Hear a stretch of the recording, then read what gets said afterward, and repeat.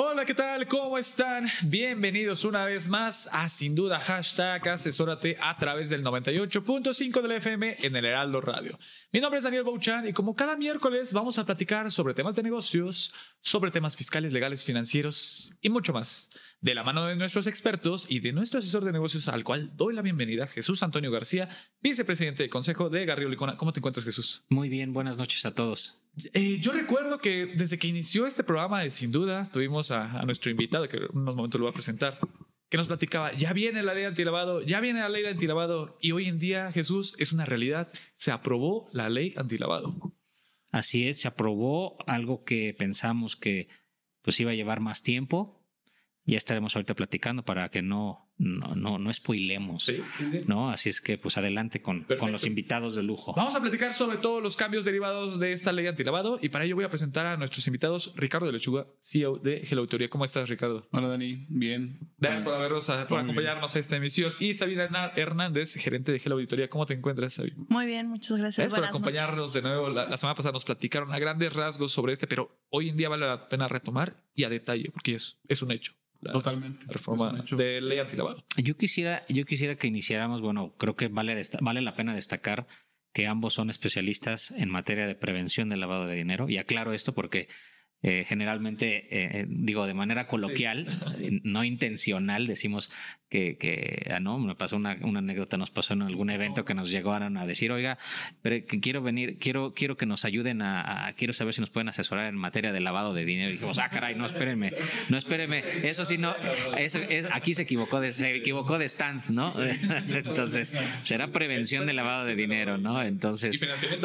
Y financiamiento al terrorismo. Pero bueno, ambos son especialistas en la materia y dado el gran suceso que acaba de ocurrir recientemente de que se aprobó esta reforma, pues sí me gustaría que antes de que entremos pues no quiero decir que vamos a hacer un análisis exhaustivo, pero sí un análisis en torno a lo que surgió de la reforma y para que la gente conozca y esté atenta a lo que se viene. ¿Cuál fue el racional detrás de buscar una reforma? Porque ya teníamos una ley antilavado y hoy día pues se aprobaron diversos cambios. Claro. ¿Cuáles son estos? ¿Cuál fue el racional, Ricardo Savi, en torno al por qué buscar una reforma a esta ley? Claro, ahora se va a dar la palabra a Savi. Primeramente, me gustaría decir que esta reforma lo que busca nuevamente es proteger al sistema financiero. Esa es la finalidad. Hay que recordar que la reglamentación en materia de prevención del lavado de dinero es una reglamentación que es internacional. Y esta reglamentación, nosotros al ser miembro y firmar los convenios de la ONU, nos vemos obligados a implementar leyes y tipificar los delitos y demás. Y de ahí surge. Hay unas 40 recomendaciones que emite el Grupo de Acción Financiera Internacional, que últimamente ha sido muy nombrado. Entonces, estas 40 recomendaciones hablan precisamente de establecer programas de cumplimiento al sector financiero, por supuesto, pero también habla, por ahí en dos de ellas, habla del tema de implementar medidas para las actividades vulnerables, que en el medio internacional se le conoce como actividades profesionales no financieras designadas, ¿no? Okay. Que son actividades que por su propio giro son riesgosas. Y voy a explicar muy rápido. El lavado de dinero tiene 3 etapas, que es la integración, la colocación, que es cuando un lavador de dinero tiene dinero ilícito y lo quiere introducir al sistema financiero o lo introduce. Luego viene una etapa de estratificación. La estratificación es la etapa donde intervienen las actividades vulnerables en su mayoría, porque lo que hace esta etapa es perder el rastro del dinero. Okay. ¿Qué hace un lavador ya que tiene el dinero en el sistema financiero? Pues invierte en inmuebles, desarrollo de inmuebles, compra de inmuebles, compra de vehículos, da préstamos, tiene operaciones de compra de joyas, va a los casinos y juega. Entonces ahí interviene todo esto, porque es la forma de cómo un lavador pierde el rastro del dinero. Se pierde la auditabilidad, se pierde el rastro. ¿Qué hace después? Pues prácticamente viene la tercera etapa, que ahora sí es la integración. Todo el dinero que obtuvo y lavó y perdió en esta etapa de estratificación, ahora sí, con aparente licitud, lo integra al sistema financiero.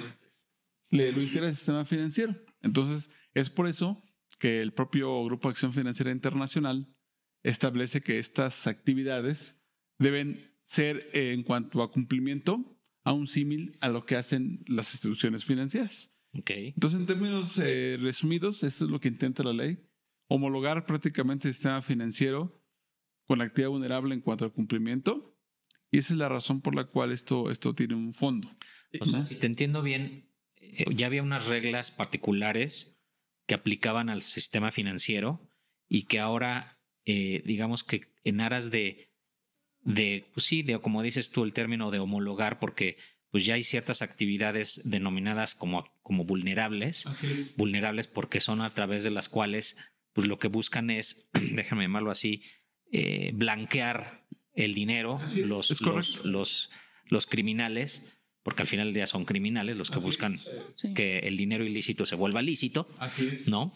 Estas actividades, que ya las mencionabas, algunas de ellas, pues bueno, necesitan de cierto fortalecimiento en cuanto a la regulación para saber qué hacer en torno a monitorear o establecer controles para poder identificar en qué momentos podríamos estar cayéndonos o yéndose alguna transacción o transacciones hacia el lado de calificar como potencial lavado de dinero. Es correcto, porque hay que recordar que para el sistema financiero son reglamentaciones y disposiciones que vienen de los años 98, 99, principio de 2000, y que se han venido reforzando para cada tipo de institución durante el paso del tiempo. Para actividad vulnerable no había una regulación sino hasta el año 2012, que se publica la ley, vigente a partir de 2013, cuando se publica la ley antilavado y regula la actividad vulnerable. Pero la regula, sí hay obligaciones, pero no eran, déjame llamarla así, no eran robustas tal y como eran para el sistema financiero. Esa es la razón. Sí. Ahora, prácticamente con esta aprobación que se dio el lunes pasado, ahora sí nos homologamos al sistema financiero, ¿no? Que ahora, aparte, supongo que hubo presión por lo que sucedió en febrero, que es el tema de la designación, la designación de los cárteles, ¿no? Hay mucha presión. De hecho, esta presión viene desde el año 2018, 2018-19, cuando se da la revisión del hay que recordar que el Gafi hace revisiones periódicas de mutuos, que le llama, que es de cumplimiento, es decir, nos califica como país. La última había sido en 2018, el resultado se da en 2019 por ahí, y nos dice que pues, prácticamente en México su reglamentación era muy robusta. Sin embargo, en actividades vulnerables sí quedábamos muy cortos. Ok. ¿No? O sea que desde ese entonces exactamente. ya se desde pensaba. Se viene arrastrando, ¿no? Sí. De hecho, incluso no dejaron mentir Sabina, ¿no? Es que quieres complementar un poco ya, esta ya parte. venía hablándose de una actualización de la ley, ya se venía hablando de que realmente pues los lavadores han cambiado han integrado nuevas tecnologías, han integrado situaciones que hoy en día la ley no preveía, entonces la ley necesitaba y ya era justo y necesario estos cambios, ¿no? Que ya se venía pues mencionando, ya había iniciativas de ley para reformar la actual, y que yo creo que pues se tardaron, ¿no? O sea, sí se tardaron bastantito tiempo, como no le dieron, creo que la prioridad necesaria, y pues a lo mejor se empalmó, quiero yo pensar, no sé qué opinan ustedes, en donde pues sí hubo pues ciertas situaciones que a lo mejor orillaron a que pues esto ya no se postergara más, como el caso que mencionabas, y yo creo que muchos otros, ¿no? Porque bien, esto lo pudieron haber hecho desde antes, ¿no? Sí, de hecho, hoy en día se aprueba, o hubo esta rapidez para aprobarla, porque hoy estamos otra vez en revisión Gafi. Sí. No, estamos ya iniciando. Sí. El año que viene, en abril del siguiente año, vienen a dar recomendaciones. Entonces había mucha presión porque pues prácticamente no hemos hecho la tarea. Exactamente. Y aparte, hace unas semanas hubo un tema con unos bancos, ¿no? Entonces se sigue monitoreando todo este tema. Sí, de hecho eso es parte de lo que hoy en día creo que ha forzado mucho que se apruebe esta reforma. Incluso, bueno, todos conocemos la situación que se ha vivido últimamente en el sector financiero, Sí. y esto va a venir a reforzar mucho el tema de cumplimiento, ¿no? De hecho, incluso platicábamos en sesiones pasadas del nombramiento de los cárteles. Yo creo que también tiene consecuencia de ello. Hay mucha presión social, política para que esto se aprobara. Sí. No fue fácil porque estuvimos escuchando las discusiones en las cámaras. Fue un tema complicado y álgido, pero al final se aprobó. Entonces ahora no nos queda otra más que, ahora sí, hablar precisamente del cumplimiento hablar de la homologación y de las obligaciones. Ahorita vamos a hablar, ahora sí que largo y tendido. Nos queda un poco de tiempo en lo que termine este bloque, pero me gustaría nada más cerrar. Ahorita estas reformas que se prevén, me imagino que no son de implementación inmediata. No. ¿Hay plazos particulares? ¿Quieres que nos hagamos un corte y regresamos y nos indica los plazos? ¿O aguanta los plazos? Aguanta la guillotina? Son muy rápidos. Es prácticamente se prueba la ley, se publica y luego viene un tema tiene un año la autoridad para sacar las reglas de carácter general. Y ese año, después de ahí, esas reglas de carácter general nos van a dar los plazos, ¿correcto? Sí, es correcto. O sea, prácticamente ahorita la reforma a la ley viene siendo una reforma general. Viene siendo una reforma que ya se necesitaba, les decíamos, por temas de ambigüedad que manejaba la ley. Hoy ya es más clara, pero sus reglas, ya los puntos finos, vienen a hablarse en el reglamento y en las reglas de carácter general, ¿no? Ya ahí es donde nos va a decir, tienes tantos días para implementar un sistema, por ejemplo, tienes tantos días para implementar tu capacitación, tu auditoría. Pero eso lo dejaron ya como un punto fino para expresarse en las reglas de carácter general. En generales, vamos a llevar, está estimando, más o menos año y medio para poder implementar esto. Perfecto. Okay. Pareciera que es mucho, pero vamos a platicar porque yo creo que no es mucho. Vamos a un pequeño corte y vamos a seguir platicando sobre la ley antilavado, la aprobación y cuáles son los cambios más importantes. Estamos en Sin Duda, #asesórate. Regresamos. Asesórate. Asesórate. Asesórate. Asesórate. Asesórate. Asesórate. Asesórate. Asesórate. Asesórate. Asesórate. No nos cansaremos de decírtelo. Asesórate. Garrido Licona. Asesoría fiscal, legal, financiera y de negocios. Visítanos en garridolicona.com. Estamos de vuelta en Sin Duda #asesórate a través del 98.5 del FM en el Heraldo Radio. Jesús, estamos platicando sobre la reciente aprobación de la reforma de la ley antilavado. Pero nos quedamos ahora sí con el Sí, nos quedamos. el contenido. Nos quedamos. ¿Cuáles son los cambios? Ahorita vamos al contenido nada más. Antes del corte mencionaban que hay plazos para que se dicten o emitan las reglas, los reglamentos y reglas de carácter general que van a servir para aplicar pues la nueva ley o la reforma a la ley antilavado, no nueva ley.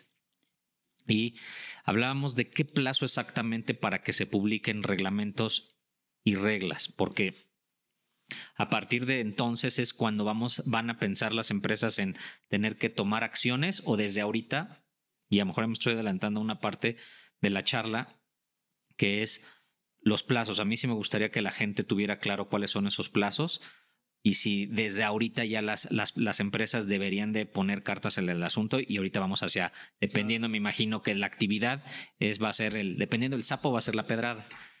Sí, yo creo que resuelve campeones, Xavi, independientemente del plazo que puede ser entre año y medio de poder implementar esto no lo conoceremos en tanto salgan las reglas de carácter general, pero yo creo que es trabajar desde hoy, porque hoy ya conocemos, como dice Xavi, ya no hay ambigüedad, ya sabemos por dónde viene la reforma. Hay temas que se pueden atacar desde hoy y mejor me adelanto un poco a las obligaciones, pero un sistema automatizado, un plan de auditoría que son los próximos, eso los podemos trabajar desde hoy, Okay. ¿no? Perfecto. Sí, sobre todo porque creo que es una parte importante que las empresas ya empiecen a trabajarlo, ya se ocupen de darles continuidad a esta reforma de la ley, donde ya podemos hablar de efectivamente, ¿no?, una auditoría, hablar de un enfoque basado en riesgo, que si vemos, la ley nos va a establecer plazos de hasta un año, supongamos, ¿no? Es el ejemplo o lo que comúnmente se da. Sin embargo, pues no, ese año no nos alcanzaría para poder determinar un sistema automatizado, por ejemplo, ¿no? Con lo que se tiene que hacer con sus parametrizaciones, con su contenido, con todo lo que se lleva a un sistema, pues 365 días no nos van a alcanzar para ello. Justo ya que están hablando de sistemas, de sistemas de, ¿cómo se llama?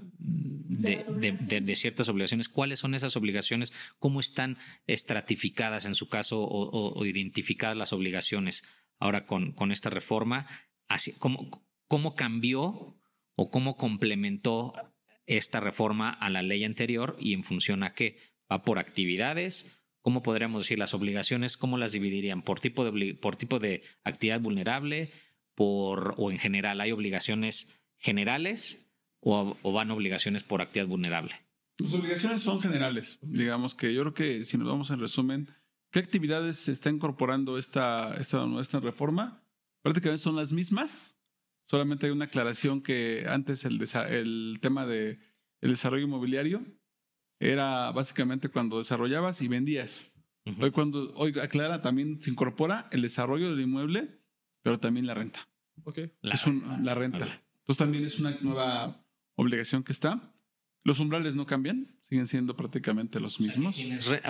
Quienes renten inmuebles. Desde que tú eres constructor, tú desarrollas el inmueble y también la finalidad es que lo rentes. Okay. Es una nueva obligación. No quiere decir que, por ejemplo, si yo tengo un departamento y lo rento, pues yo no lo desarrollé. Pero si lo estás rentando, ojo, es bien importante, ¿no? Por eso. Porque de forma independiente, anteriormente, ¿qué pasaba? Ya estaba la obligación de rentar el inmueble y ya es una obligación en materia de PLD. Ok. ¿Sale? Antes, la reforma a la ley anterior, o todavía hoy vigente, porque todavía está, es tú agarras, construyes un inmueble y si la finalidad era venderlo, tienes que reportar las dos actividades. Hay que recordar que son dos actividades. El desarrollo de la construcción más la venta. Sí. Correcto. Ahora dice, ok, si tú construyes pero también lo vas a rentar, ya no solamente es el de renta, sino también es el de desarrollo. O sea, tienes que cumplir con ambas obligaciones. Okay. Eso es lo que aclara, ¿no? Entonces ya tienes una obligación más. ¿No? Y me hace sentido. O sea, hay muchos, seguro identificaron muchos individuos que hacían este tipo de actividades, que no vendían y ya con eso ya se quedaba. Entonces no te reporto la construcción. Exacto. No, espérate. Ahora, si vas a rentar, también me reporta la construcción. Okay. ¿No? O sea, ¿de dónde obtienes tu recurso para construir este inmueble? Ok, perfecto.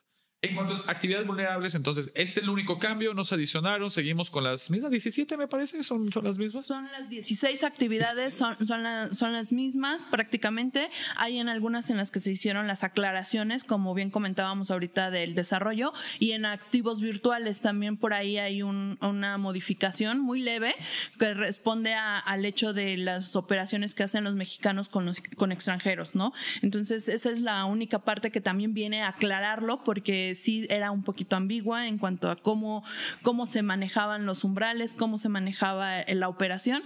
Hoy ya es un poco más específica. Los umbrales para identificar, que si no mal recuerdo eran 17 actividades, más la que ahorita acabas de mencionar, ¿no? ¿O estoy incorrecto? Son las 16 y esta con esta aclaración. ¿Hay modificaciones a los umbrales para identificación de actividades vulnerables? No hay cambios en ese sentido. Lo único que, bueno, pues como hablábamos, la ley es un poco ya vieja, déjenme llamarla así.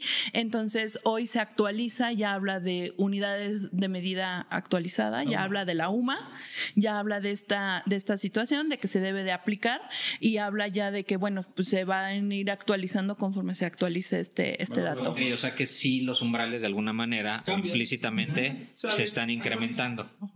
¿Se actualiza? No, sí, pero a ver, lo que quiero transmitir es, o sea, sí se están actualizando, pero más allá de la UMA, o sea, que es la UMA, es la base para la actualización.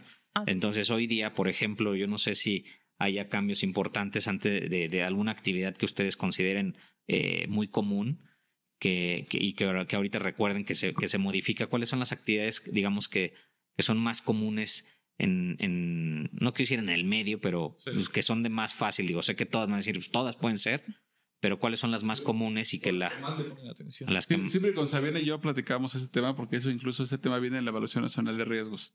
¿Cuáles son los sectores y actividades vulnerables más riesgosas? Uh-huh. Y la principal, Sabi, pues no me dejarás mentir, es el desarrollo inmobiliario, ¿no? Sí, el desarrollo inmobiliario viene por ahí como un alto índice de probabilidad de que suceda, de tener este riesgo, de ser utilizado para fines ilícitos. Entonces creemos que el recurso ilícito es para utilizarlo, para usarlo para fin lícito, que es el construir. Porque el recurso, cuando haces el inmueble y la actividad, una renta de inmuebles, ¿qué sucede? Hay muchas empresas fantasma. Sí. Entonces por ahí buscan también, a ver, si yo simplemente rento una oficina y opero ahí, pero mi empresa es fantasma, entonces por eso también la renta del inmueble también es vulnerable, porque son dos sentidos. Por eso siempre son 2 reportes. Tú estarías pensando, ay, pues ya desarrollé, o construí y ahora voy a rentarlo y voy a rentarlo para que esa renta pues va a ser dinero lícito, pero en realidad pues más bien lo que hacen es rento el inmueble para un pseudo negocio que nunca existió, como dices, una empresa fantasma, hay un pago de renta, pero pues en realidad nada más es una fachada. Claro, incluso si hoy en día están muy de moda las bodegas. Pues, ¿qué puedes archivar? ¿Qué puedes poner en una bodega? Puedes poner todo, ¿no? Drogas, huachicol. Y pues por eso es importante que es tanto riesgoso la construcción como la actividad como tal. Entonces son dos puntos, ¿no? Perfecto. Okay. ¿Qué otro cambio vale la pena mencionar? Ya hablamos de las actividades vulnerables, pero ¿qué cambios hay en tema de obligaciones? ¿Hay una obligación que se haya adicionado? ¿Qué podemos ver? El sistema automatizado creo que sería un buen punto. Sí, el sistema automatizado creo que es el tema que nos atañe más, porque es el que tarda más en desarrollarse o en ocuparse del mismo sistema, ¿no? Consideramos que el sistema automatizado es una parte importante, es el alma de la actividad. Entonces, ese sistema debe de estar bien calibrado, bien pensado, bien estructurado con respecto a los índices, a los elementos de riesgo, ¿no? O sea, valga la expresión, ¿qué debiera de controlar el sistema? El sistema nos va a ayudar a controlar las alertas, ¿no? De, oye, hoy rebasé el umbral de aviso, pues me tiene que arrojar una alertita, ¿no? Si estamos con el umbral de identificación, también una alerta de, oye, tu cliente tiene este tema. Búsquedas en listas negras, listas de personas bloqueadas, ¿no? Cuando intenta esta persona hacer la operación contigo, pues tendría que estarte alertando. Y en ese sentido, también aún y cuando la operación no se lleve a cabo, también tendríamos que estar tomando esa alerta y tomarla y mandar el aviso para con la autoridad. ¿Este sistema autorizado ya lo estaban utilizando las actividades vulnerables o es una nueva obligación para las actividades? Obligación por completo. O sea, las actividades vulnerables no utilizaban este sistema, solamente el sistema financiero. El sistema financiero lo tenía. Ok. Exacto, y para las actividades vulnerables era así como muy rústico, ahora sí que hazlo con tus excelitos, con toda esta identificación de papel, y hoy pues ya te dice, ya actualízate, ¿no? Hoy sí lo tienes que tener. Otra obligación importante, ¿sabes? La auditoría, ¿no? La auditoría también, donde tendríamos que estar hablando de la evaluación de cómo llevamos a cabo nuestro programa de cumplimiento, ¿no? Como actividad vulnerable, cómo estamos identificando, cómo estamos conociendo a nuestro cliente, el nivel de riesgo que este representa. Entonces tendríamos que estar hablando de toda esta parte importante de nuestro auditor, nos evalúe, nos diga áreas de mejora, para poder determinar pues esta parte. Y esta ¿no? parte igualmente que el sistema, eso no era obligatorio en la actividad vulnerable. Sí para el sistema financiero, no para la actividad vulnerable. Hoy ya es obligatorio. Pero que esto mismo nada más, ahorita si quieres, para no cortar la inspiración, ¿qué es lo que sí vuelve a formar parte del sistema? A mí sí me gustaría que puntualizaran cuáles son los ítems que deberían estar dentro del sistema y que antes estaba de manera, hasta el día de hoy todavía sigue de manera rústica. El sistema, desde que para que no nos corte la guillotina, lo dejamos, ¿no? Vamos a un pequeño corte. Estamos en Sin Duda #Asesórate y seguimos platicando sobre la reciente aprobación de la ley antilavado. Regresamos. El outsourcing no es indebido y no ha desaparecido. Hoy se le conoce como servicios especializados. Lo que es indebido es que tú o tus proveedores no estén correctamente registrados ante la autoridad y no cumplan con los requisitos establecidos. Esto puede traerte consecuencias fiscales, legales e incluso penales. Evita riesgos innecesarios. Contáctanos. GL Working. Working for you. www.glworking.com. Estamos de vuelta en Sin Duda #Asesórate. Estamos platicando sobre la ley antilavado y nos quedamos en una idea porque vale la pena destacar, ¿no? Estas obligaciones nuevas, Jesús. Sí, y creo que nos quedábamos, Toño, en el tema de qué debe tener el sistema automatizado. Sabi dio un panorama muy general y muy bueno, pero ejemplificando, bueno, el sistema automatizado debe de permitir y tener la característica de tener el famoso formato de conoce a tu cliente. Ahí se debe de completar. Okay. También debe de servir como un medio de archivar la información. Es decir, ahí podemos poner toda la información del expediente. Ahí va a estar. Y esa información pues tiene que ser auditable. Entonces van a poder llegar y verificarlo. Entonces ya tiene dos características bien importantes. Xavi comentaba de uno bien interesante, que es el tema de la matriz de riesgos, ¿no? Esa matriz de riesgos debe estar calibrada en el propio sistema, por eso hablaba de la calibración. ¿Qué le llamas matriz de riesgo? Una matriz de Ricardo? riesgos es cuando tenemos una operación con un cliente, un usuario, viene, a ver, Ricardo quiere comprar un inmueble, un departamento. Ujú. Bueno, entonces cuando el ejecutivo, el vendedor, el agente de promoción te entrevista y está ahí, bueno, te pide tus datos, te pide tu INE, o si eres extranjero te pide su pasaporte. Él ya ahí automáticamente en el sistema ya está haciendo una identificación. Ya te está analizando. Está analizando, voy a llamarle el perfil transaccional, Ok. ¿no? ¿Quién eres? ¿Dónde estás? ¿A qué te dedicas? ¿En qué trabajas? Entonces el sistema automático, ese sistema automatizado, debe de ir haciendo este perfil transaccional. Y la matriz de riesgos es eso, calificar el riesgo de sus clientes. Puede ser un riesgo bajo, es decir, que sea una persona nacional, que no es persona políticamente expuesta, que es un simple, voy a poner ejemplos, es un empresario, un consultor, que tiene un perfil de entradas de efectivo bastante razonables. Entonces mi riesgo es bajo.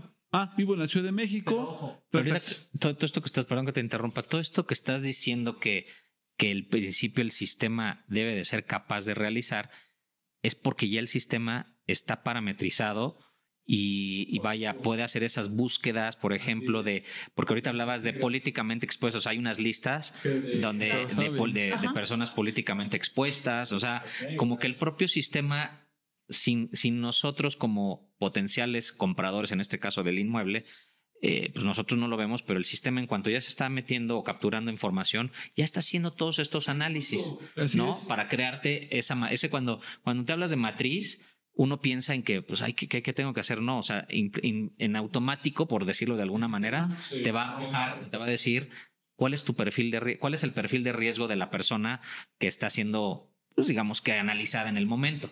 Sí, es por eso que Xavi habló de la parametrización. Ok. Porque eso es parametrización, o sea, poner los parámetros para calificar el riesgo. Básicamente, gente sabe que los elementos del riesgo es el tipo de la actividad que hace, la actividad o producto que ofrece la propia sociedad, el sujeto obligado. ¿Quién es el cliente? O sea, la persona física o moral. ¿Dónde se ubica? Es bien importante, la ubicación geográfica. Uh-huh. Y la otra es cómo transacciona. Sí. Entonces, todo eso, ese sistema tiene que tener esa característica de poder consolidar esa información y empezar a parametrizar para ver cuál es tu riesgo. Barrido de listas negras. No es lo mismo que se venda un inmueble, poniendo el ejemplo de inmueble, a Sabina o a Ricardo, a que venga una persona políticamente expuesta. Uh-huh. Una persona políticamente expuesta es una persona vinculada a actividades de gobierno, ¿sale? Entonces, pues, su riesgo es mayor.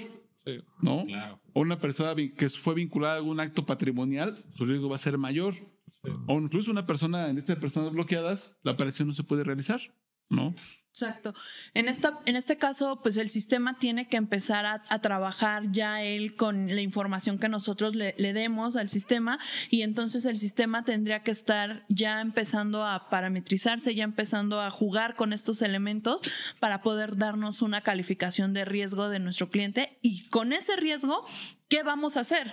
¿No? ¿Cómo lo vamos a mitigar o cómo vamos nosotros a trabajar ese riesgo de la persona? En ese punto tendríamos nosotros que ver si nuestro cliente pues es un riesgo alto. No quiere decir que no voy a transaccionar con él o que voy a operar con él. Lo que dice es que debo de tener ciertos candados para poder trabajar con él, ¿no? Por ejemplo, hacer una actualización de su expediente anualmente, tener que estar haciendo un seguimiento más estrecho con él, ver que no cambie su transaccionalidad, en fin, ¿no? O sea, sí son muchas cosas que tendríamos que trabajar. Por ejemplo, si ahorita si llegara alguna persona a comprar y sale que en la matriz de riesgo es alto, pues nada más me va a comprar en ese momento pensando que fuera una sola transacción. ¿Cómo vas a hacer toda esa actualización que estás comentando? Se haría durante la vida del contrato, ¿no? O sea, por ejemplo, hoy me compra, mientras yo llegue a la escrituración, voy a empezar a hacer esta actualización de su información. Entonces, en ese momento yo a lo mejor me tardo un año en escriturar.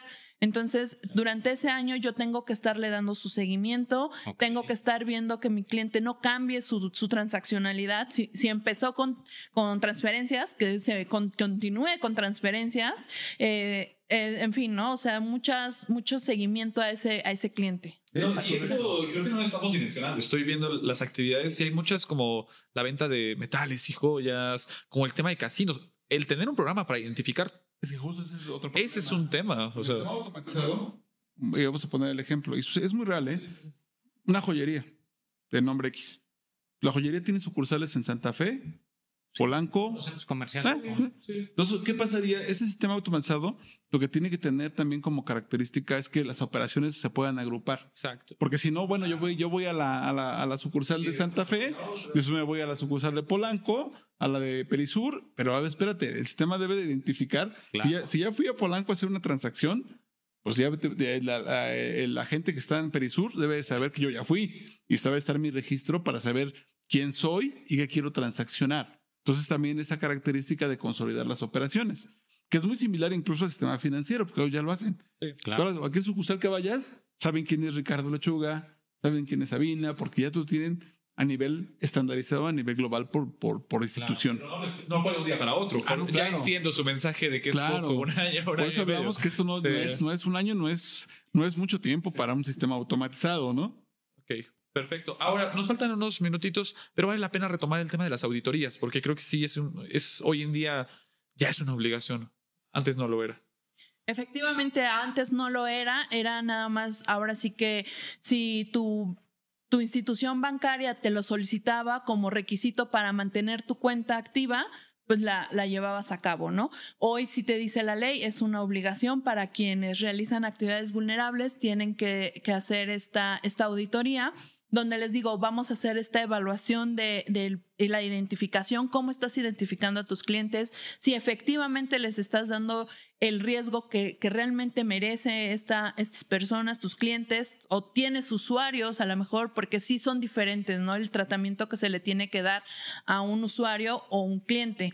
Entonces, también es importante mencionar que en la auditoría nuestro auditor tendría que estar evaluando el tema de cómo estamos haciendo nuestros avisos. Estos avisos, si se están llevando en tiempo y forma, si contienen la información real respecto de nuestras operaciones. Por ejemplo, hablaban de una joyería. Bueno, pues en el aviso se tiene que ver reflejado esa transaccionalidad de los clientes, ¿no? Si compré 3 joyas en el mes y rebasé los umbrales, bueno, se tiene que ver reflejado en ese aviso, ¿no?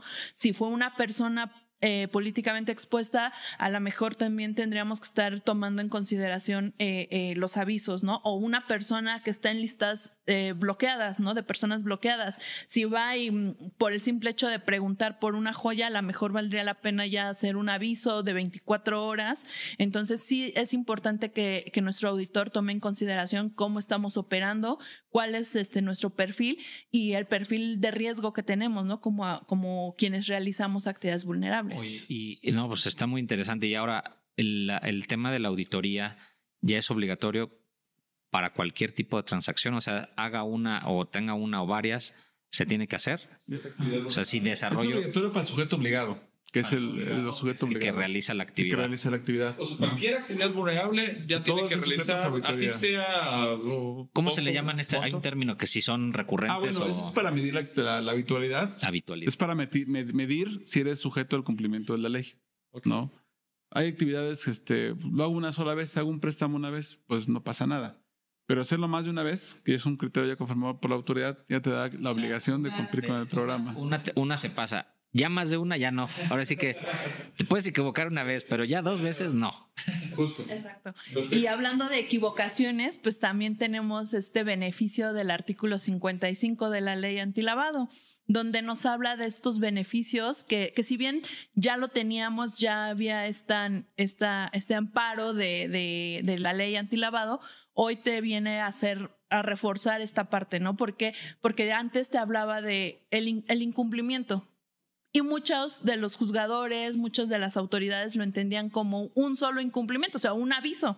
Pero mis demás avisos, ¿qué pasaba con ellos, no? Me los tomabas como malos, como extemporáneos y me los tomabas a mal. Entonces, hoy la ley hace esa referencia. Tus obligaciones, tu incumplimiento es todo. Es todo. Todo o sea, incumplimiento. Si tenías 50 avisos que no presentaste, esos 50 avisos te los voy a cubrir. Ok. O sea que para quienes no han venido cumpliendo Algo así.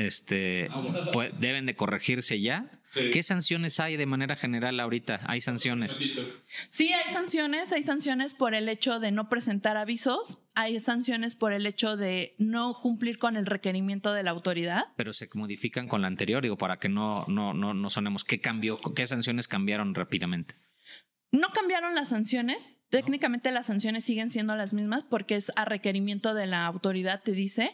Entonces, si la autoridad te hace un requerimiento y tú no lo atendiste, entonces es una multa, ¿no? Es una sanción la que te va a imponer. Entonces, como tal, un cambio en las sanciones no lo hay. Lo que sí, pues venimos hablando de que cambia de salarios mínimos a UMAS, hablando de esos cambios. Ya nos vamos. Nada más, ustedes ya tienen herramientas para poder apoyar a las empresas en este tema. Sí, ya hay herramientas de sistemas automatizados. Ya hay un desarrollo que puede ayudar a todo esto. Entonces tenemos que trabajarlo. Ojo, y creo que el último mensaje de mi parte también es que muchas veces pensamos que no hacemos actividad vulnerable, pero si nos vamos a analizar las operaciones, la transaccionabilidad, sí las hacemos. Entonces tenemos mucho cuidado con eso. ¿Qué parece? Los invitamos la próxima semana, porque creo que falta mucho de qué hablar y me interesa mucho el tema de esta herramienta. ¿Les parece? Entonces, pues muchas gracias por habernos acompañado, Ricardo, Sabina. Los vemos la próxima semana. Jesús, vamos a un pequeño corte. Estamos en Sin Duda #asesórate. Para hacer negocio hay que generar confianza. En GL Auditoría analizamos y nos aseguramos que la información financiera de tu empresa genere confianza y tranquilidad para tus clientes, socios, autoridades e instituciones financieras, entre otros. GL Auditoría. Preservamos tu patrimonio. www.glauditoria.com. Estamos de regreso en Sin Duda #asesórate. Platicamos sobre el tema de la ley antilavado, pero hay una nueva noticia en materia de devoluciones de impuestos, Jesús. Hay un nuevo criterio. Y para platicar de ¿te parece que vayamos de volada, porque nos tenemos 12 minutos? Voy a presentar a Paolo Espinosa, socio y director de Controversia y Litigio Fiscal de Garrido Licona. Gracias, muchas gracias. Bien, muchas gracias. Y Juan José Arcos, socio y director de Devoluciones de Impuestos de Garrido Licona. Toño, buenas noches. Buenas noches al auditorio. A ver, platíquenos, ¿qué sucedió? Porque hay novedades y vale la pena platicar de lleno. Bueno, si quieren, vamos a ver el entorno hasta antes del pasado viernes, en donde básicamente nosotros podemos solicitar una devolución.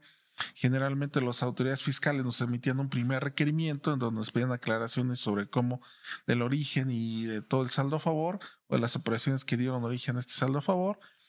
Generalmente contestábamos, en algunas ocasiones no se contestaba a lo mejor al 100% y pues evidentemente por esas omisiones o esas cosas que no se proveyeron adecuadamente, emitían un segundo requerimiento en donde ahí sí tenemos ya que completar todo y eventualmente pueden ir a facultades las autoridades fiscales. Y ya posteriormente pues daban una resolución, ya fuera positiva o negativa, o algo que nosotros conocemos como desistimiento, donde pues nos decían básicamente te desisto tu trámite porque no cumpliste X o Y cosa, pero lo puedes volver a presentar si subsanas estas tres puntos que no me pudiste demostrar en el transcurso del proceso de devolución. Okay, perfecto. Sin embargo, recientemente hubo un parteaguas en esta interpretación y aplicación de la ley, porque la Suprema Corte de Justicia de la Nación emitió una jurisprudencia. Esto es importante, porque como es un criterio obligatorio, eso significa una jurisprudencia, resulta que todas las autoridades tienen que regirse bajo ese criterio. Y este criterio lo que menciona es que la autoridad fiscal solamente puede hacer un segundo requerimiento en una facultad o en una verificación de una devolución, siempre y cuando los contribuyentes hayan atendido al 100% el primer requerimiento. ¿Esto qué implica? Bueno, Juanjo comentaba, normalmente ibas a una devolución, atendías el primer requerimiento parcial y lo que te faltaba lo atendías en el segundo requerimiento. Hoy ya no va a pasar eso. Hoy lo que dice la Corte es para que el SAT pase al segundo requerimiento, tienes que atender el primer requerimiento en su integridad, en su totalidad, completito. Si no lo haces completo, pues entonces ya no pasas a la siguiente ventanilla, al requerimiento 2, sino que más bien esa devolución se tendría por desistida. O sea, lo que van a decir por no presentada. ¿Por qué? Porque fallaste en algún punto.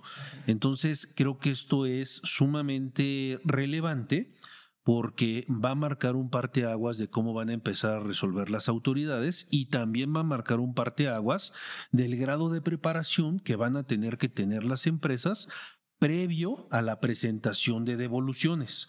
¿A qué voy? Que tienen que tener con un mayor grado de confort, certidumbre, evidencia documental, información, cruces, etcétera. Que fundamentalmente la razón por la cual llegaba a ocurrir que a lo mejor alguna empresa no solventaba el primer requerimiento en su totalidad, pues era probablemente por tiempo, ¿no? O porque la información no la tenía disponible al 100% en el plazo tan corto que te da la autoridad, sí, ¿no? Y como que se esperaban a que pues, te lo requirieran en el segundo requerimiento, ¿no?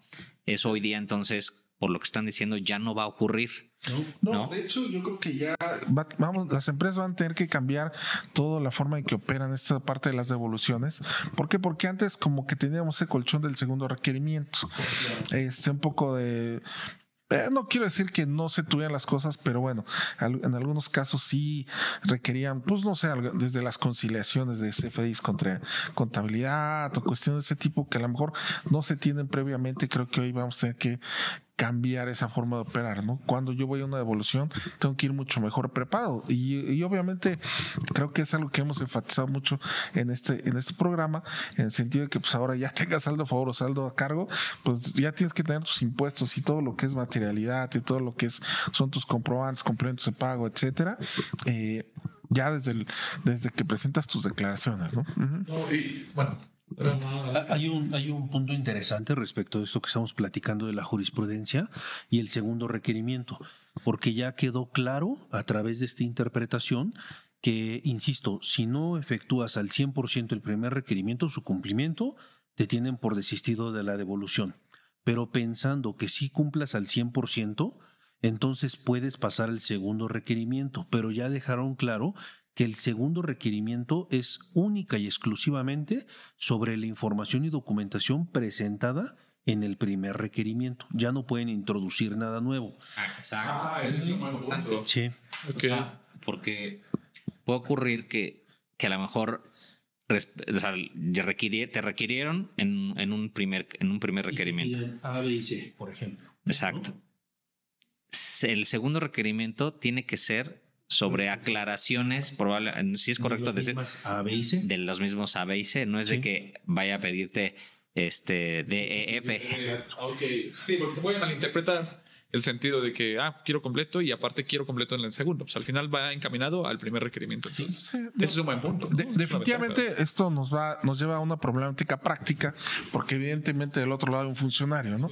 Que también ¿qué va a entender por el 100%? ¿no? O sea, puede ser que para él algo no cumplimos y por eso diga, y por eso pues diga, no, pues ya lo desisto. Antes decía, bueno, ok, según yo esto no está, pues me voy al segundo requerimiento. Hoy no está y pues la desisto, ¿no? También puede suceder que en el primer requerimiento ante esta situación, que te digan, oye, pues ahora te van a pedir, los requerimientos van a ser mucho más exhaustivos, porque ahora sí, nada más tengo una oportunidad y si no lo pido ahorita, ya no lo pedí, ¿no? Entonces, pues ahora sí que tenemos que estar preparados y creo que las empresas deben estar conscientes de que ahora los requerimientos, pues seguramente van a llegar más exhaustivos y exhaustivos me refiero a que probablemente pidan, pues antes pedían pruebas selectivas. No, a lo mejor ahora te van a pedir, te pueden llegar a pedir los famosos 100% a los que les teníamos miedo y no miedo por darlo, sino porque no se puede dar en el tiempo tan corto que te da la ley para poder entregar la información, ¿no? Hay empresas que tienen un volumen impresionante y pues entregar todo eso, es más, yo creo que ni la propia autoridad llega a analizarla también en el plazo que tienen, ¿no? Claro. No, entonces, pero bueno, pues en una de esas van a decir, pues ahí va todo, en lo que son peras son manzanas y ahora sí que, ¿qué es lo que ahora sí, qué consecuencias? Porque ahorita se me viene en la cabeza otra serie de cuestiones que seguramente van a detonar que a las empresas concientizarlas de ahora en qué me tengo que preparar o cómo me tengo que anticipar. Yo creo que tendrías que conocer lo que normalmente pide la autoridad en un proceso de devolución, para que previo a la presentación de la devolución cumplas con todos esos requerimientos que posiblemente te harán. Ya no te puedes esperar a que te llegue el requerimiento, debes de estar listo. Sí, claro. Y también es importante que toda la audiencia sepa que en términos de esta jurisprudencia también lo que se estableció es que la autoridad te puede pedir información y documentación relacionada con la devolución. Porque a veces ocurre que vas por una devolución de IVA y te piden información de impuestos sobre la renta. Y dices, oye, pero pues ¿por qué me pides de otro impuesto, no? Yo creo que eso también es de cierta manera aclara cierta duda que a veces tenían los contribuyentes. Pero debes de estar listo en todo, bajo cualquier escenario. Te debes de preparar mucho. Yo creo que, bueno, déjame decirte, eso creo que va a ser difícil que cambie. Además, digo, esto es, por ejemplo, ahora ya están pidiendo el producto físico que vayas y se los entregues, o sea, el que tú vendes, ¿no? La famosa materialidad también de proveedores, ¿no? No, pero, o sea, ya que tú, si vendes papas, que lleves papas, digo, o sea, si llevas chiles, que vendes chiles, o sea, ¿cuáles son los chiles que vendes, no? O sea, o sea, realmente eso, creo que por eso digo que la discrecionalidad del funcionario, porque pues es que nada más me trajo 1 kilo de chiles y para mí eran 3, ¿no? O sea, o sea, yo creo que la materialidad sobre todo de lo que compras, ¿no? Sí. De lo que compras, de lo que haces, a qué te dedicas, y pueden venir requerimientos sumamente exhaustivos, ambiguos, también a veces vienen requerimientos ambiguos. Y puede ser que porque no los entiendas o porque no te dio tiempo de preparar el requerimiento, por ejemplo, te piden materialidad de todos los proveedores, ¿no? Porque lo pueden hacer. Sí. Y solamente te van a dar 20 días para demostrar la materialidad de proveedores. Entonces, a veces te pueden lanzar un requerimiento cuyo tiempo no va a ser suficiente. Oye, no, que desde tu punto... Perdón, nos quedan 2 minutos. ¿Qué posibilidad hay de que este mecanismo que hoy día está previsto en el código, si no mal recuerdo, para que en el caso de devoluciones se pueda, déjenme llamarle, activar un periodo adicional que se puede ir hasta de 180 días, aparte de los 40 que tienen más los requerimientos, que la autoridad pueda detonarlo para revisar como mecanismo para también de alguna manera ganar tiempo, a llegarse de probablemente más información? ¿Creen que esto pueda llegar a ser de uso más frecuente? Yo no creo. Porque a la autoridad no le convendría. O sea, esta potestad de la autoridad, ejercer facultades de comprobación y ampliar el periodo hasta 180 días. Pero si ve que no desahogaste un requerimiento por algo que te falte, a su consideración hay un desahogo parcial, por lo tanto, desistimiento de la devolución. Entonces, a lo que probablemente te lleven es a volver a presentar la devolución, tratando de pedir una devolución parcial, porque puede ser que haya información y documentación. No es que no la tengas, sino que no la vas a tener lista en un periodo de 20 días. Y pueden llegar absurdos, por ejemplo, o sea, de que, oye, hice una operación de 10,000 pesos con un proveedor y vendo 5,000 millones. Pues a lo mejor desde mi compliance no es tu contrato, ¿no? Pero a lo mejor en el requerimiento me dicen, dame todos los contratos con tus proveedores, ¿no? Oye, híjole, con no. Vamos que tengamos más orden de manera anticipada. Sí, ¿no? Y sobre todo también no dejar los saldos a favor para el final.